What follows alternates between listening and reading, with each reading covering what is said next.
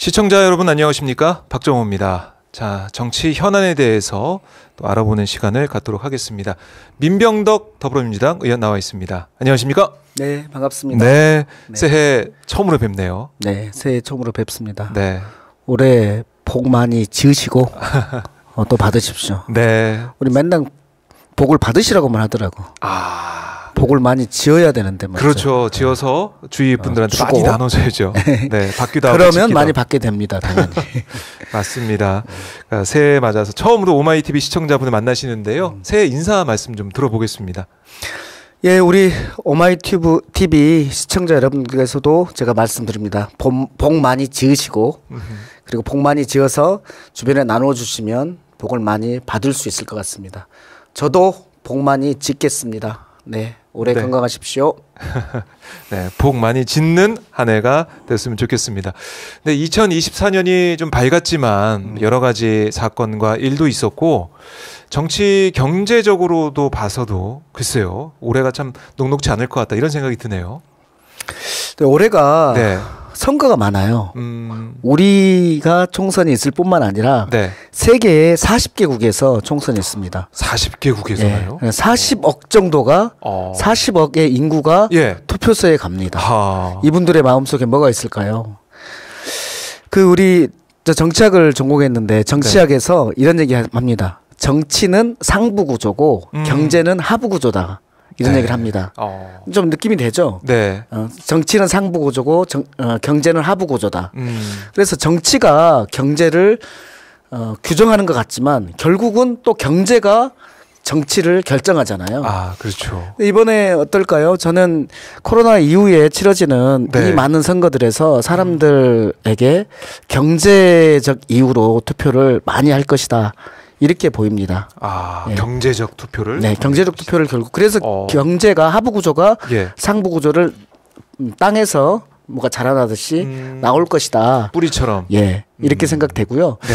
그랬을 때 우리 경제를 좀 보면 코로나 전과 후를 좀 비교해 봐야 되는데 코로나 전에는 물가 상승률이 보다 코로나 후에 5년간의 물가 상승률, 그러니까 5년간씩을 비교해 봤을 네. 때 물가 상승률이 더 높아진다고 합니다.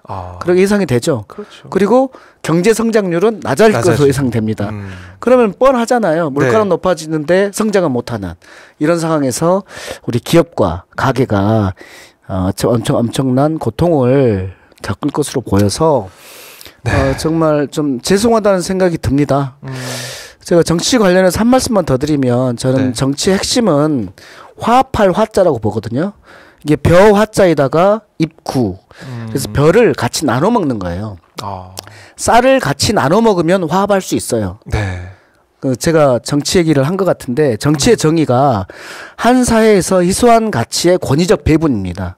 실은 배분 기능이 정치라는 거예요. 조율 기능이 정치거든요. 그렇죠. 그래서 저는 정치를 한 단어로 표현하면 화합할 화자, 벼 화자에다가 입구, 밥을 나눠 먹는 거다. 네. 이렇게 생각을 합니다. 정치의 의미까지 말씀해 주셨는데 사실 저 돌이켜보면 그건 경제인 거죠, 결국은. 그렇죠. 제대로 안 되고 있다는 생각이 네. 들어요. 제대로 정치가 역할을 했냐. 화합적인 그런 역할을 했냐. 아마 많은 분들이 그렇지 않다라고 답을 하실 것 같은데 올해는 선거도 있고 그러니까 정치가 어떻게 될지 모르겠지만 경제적으로도 정치 이 상황으로도 2024년이 중요하다 이렇게 말씀해 주셨는데 민생이 정치다라고 네. 하는 이유가 화합할 화자에서 나오는 거예요. 네. 네. 먹는 것을 나눠 먹는 것이 그러니까요. 화합이 되고 그것이 정치다라고 생각을 합니다. 근데 사실은 올해 보면은 이게 지금 정치가 계속해서 편가르기식으로 이제 가는 게 아니냐. 윤석열 대통령 신년사를 봐도 패거리 카르텔 이런 얘기가 나와서 또 지난해와 더불어서 뭐 공산 전체주의며 뭐 이념 관련해서 이념 카르텔 얘기며 계속 이게 나올 것 같아요. 칼을 쥔 검사가 정치를 하니까 그렇죠. 칼을 쥔 검사가 정치를 대로? 하니까 화합이라는 것을 모르는 거예요. 조율이라는 걸 모르는 거예요. 그래서 이제 올해도 상당히 어려울 것 같다 이런 생각이 들고 지난 토요일인가요? 안양에서 출판기념회 하셨죠? 네, 예. 좀 쑥스럽습니다. 저는 안 하려고 했는데 그래도 안양에 경쟁자들도 있고 그러니까 그런 분들이 하니까 민의원은 언제 계속 물어서 네. 이게 더 선거는 기세 싸움이라서 하긴 해야 되는구나 생각하고 급히 준비했어요. 예. 근데 또 이제 우리 이재명 대표님 필습 이게 있어서 예, 이제 연기하거나 안 하려고도 했는데 지침이 나왔습니다. 최고위원회에서 네. 민주당을 위해서 지역 활동을 하는 것이기 때문에 절제된 분위기 속에서 차분하게 해달라라고 네. 해서 전반적으로 모두 다 했습니다. 그러니까 뭐 어떨 때는 거기에 저는 아니지만 네. 어떤 그 출판기념회나 이런 분들은 풍악도 있고 막 그랬는데 그런 거 다 빼고 담담하게 한 것으로 알고 있습니다. 어떤 말씀을 출판기념회 때 좀 하셨어요? 저는 4년 동안 의정활동했던 건 특히 코로나 손실보상법 제가 만들었는데 그게 세계에서도 최초예요. 네. 그 법 만드는 과정, 청와대에서 피켓을 들고 25일간 그 추운데 농성하면서 네. 했었던 그 손실보상법 만들었던 과정. 그리고 제가 항상 외치지만 우리는 잠을 자지만 이자는 잠을 자지 않습니다. 그렇죠. 느낌이 딱 오죠? 네.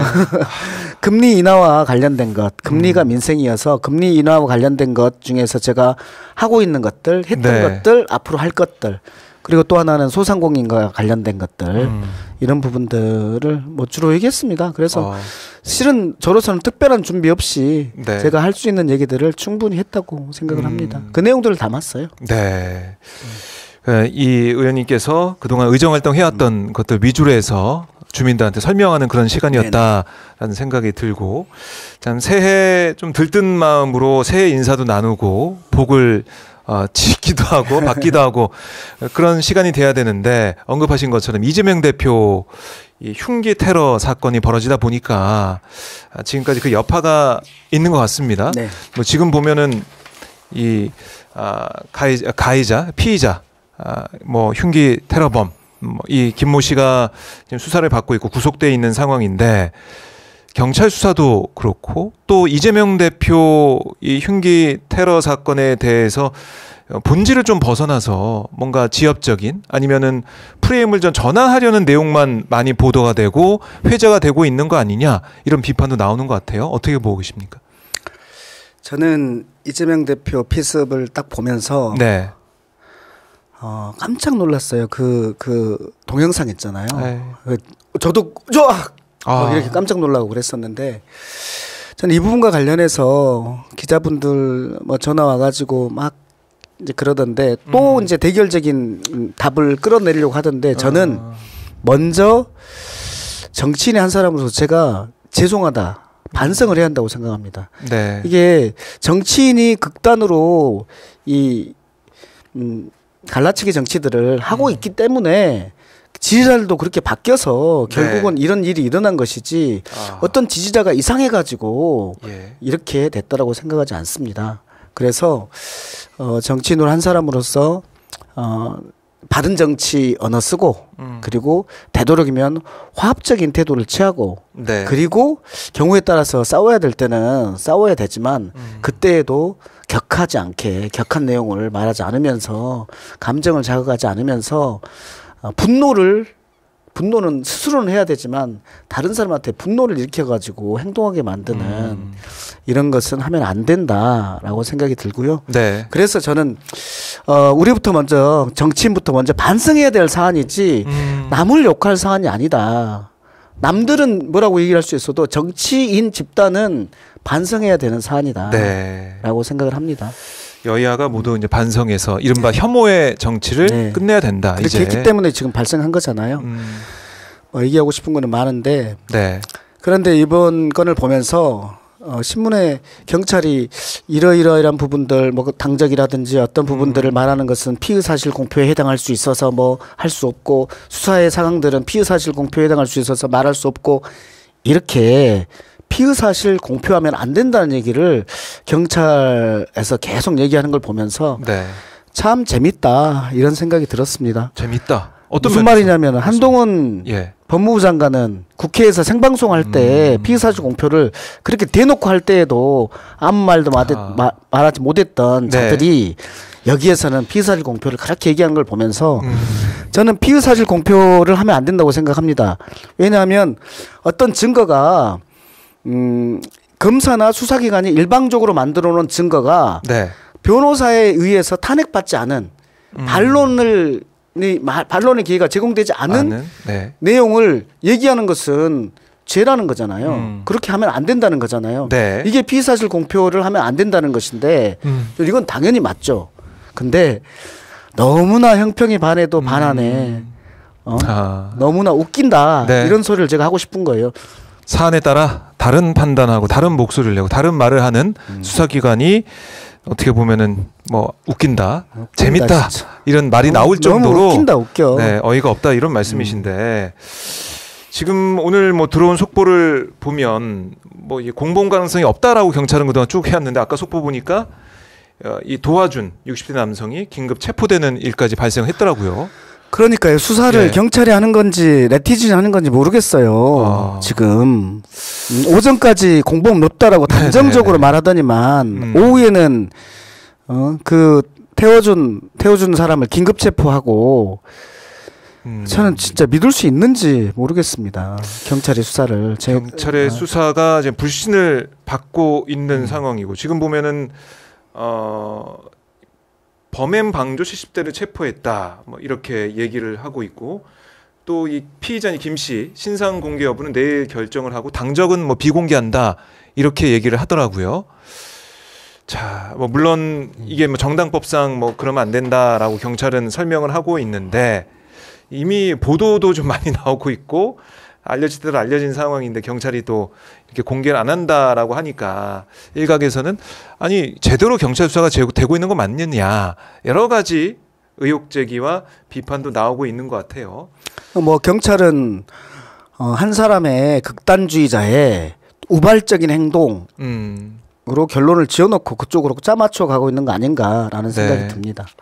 범행 동기와 이 범행이 있을 때 뭐 계획적인 범행이라고 하는데 그러면 그 전후 사정이 어땠느냐, 행적이 어땠느냐 이런 것들이 많이 궁금한데 뭐 공식적인 수사 결과 발표할 때 이런 게 있을지는 모르겠지만 국민들이 계속해서 주시하고 있다. 다른 사건에서 보세요. 네. 그분의 컴퓨터에 무엇을 검색했던 것까지 다 나오잖아요. 그게 다 보도가 다 되고. 네, 그게 다 보도가 되고. 이번 사안은 뭐 철저하게 어떻게 보면 함구가 되고 있는 건지. 이분이 어떤 이유로 평소에 어땠는지, 네. 그 다음에 뭐 컴퓨터라든지 핸드폰이라든지 여기서 주로 뭘 검색했는지, 누구랑 메시지를 주고 받았는지, 네. 이런 부분들이 전혀 안 나오잖아요. 그러니까요. 피의자를 잘 보호하고 있는 것 같아요.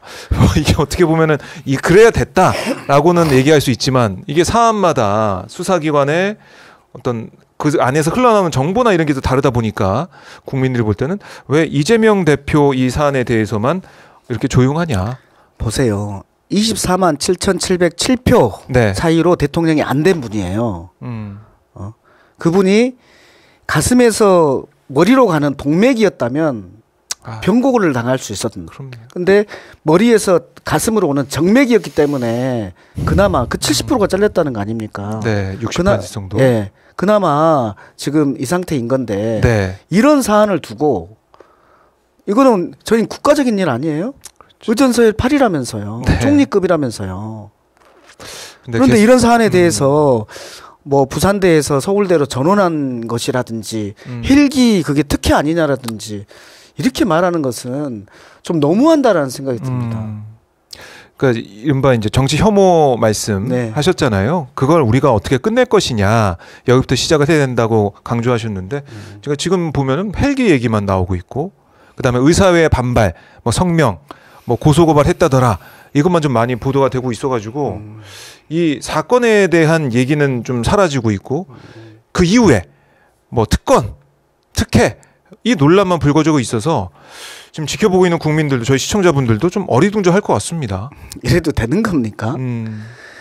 우리가 이래도 되는 겁니까? 우리 대통령 만약에 그런 일이 있었으면 어떻게 했겠어요? 대통령은 의전서열 1이잖아요. 네. 그럼 몇 위까지는 헬기 탈 수 있고 몇 위까지는 못 합니까?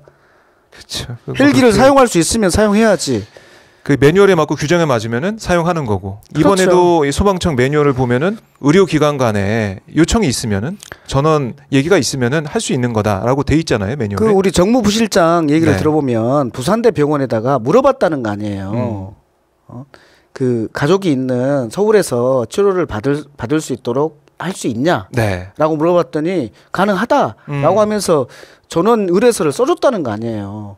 의사의 판단에 의해서 옮긴 거 아닙니까? 네. 의사는 그러니까 환자는 가족 있는 가까운 곳에서 있고 싶죠, 당연히. 가족 입장은 당연히 그런 당연히 거죠. 그러고 예. 싶죠. 근데 의사적 입장에서 급하다라고 안 됩니다. 지금 바로 수술해야 됩니다. 네. 라고 하는 거 그것이 아니라면 가실 수 있겠습니다. 이렇게 처치를 하는 상태에서. 그 의료진의 판단이었던 거죠. 의료진의 판단이면 그럴 수 있는 거잖아요. 이걸 가지고 우리가 이렇게 논란을 삼아야 되고 얘기를 계속 해야 되냐. 오죽하면 홍준표 대구시장도 뭐라고 했더라고요. 그럼요. 홍준표 시장도 지금 예. 총리급 의전서열 이거에 대해서 이걸 특혜는 아니냐 이런 걸로 논란을 하고 있는 것에 대해서 정치인으로서 네. 이거 좀 쪽팔리다. 네, 이렇게 말씀하죠. 유치하다 이런 표현을 쓰더라고요. 참 이 논란은 글쎄요 계속 이게 이제 보도가 되고 증폭이 되고 계속 우리가 논란을 벌여야 되는 일인지 저는 우리나라가 회의적입니다. 이렇게 가면 안 됩니다. 그리고 기자님들도 네. 저는 좀 서운한데요. 서운하세요. 네. 강순우 우리 대변인이 기자님들이 이재명 대표님 어떠냐, 괜찮냐 이런 질문을 안 한다는 거예요. 그렇죠. 이거는 좀 뭐 이 취재 정치하고 전에, 정치인하고 기자들은 의존 관계 아닙니까? 공생하는 의존 관계 아닙니까? 뭐 취재하는 기자와 취재원으로 네. 뭐 서로가 서로를 소통하고, 필요로 하는 예. 이런 관계 아닙니까? 음. 그래도 인지상정이 필요한 서운합니다, 기자님들. 네.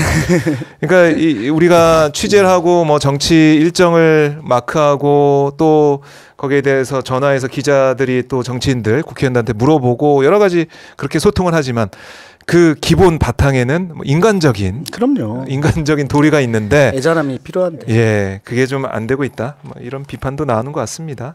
네, 저희 기자들, 취재 기자들, 언론도 더 잘하고 분발해야겠다 이런 생각도 해보고요.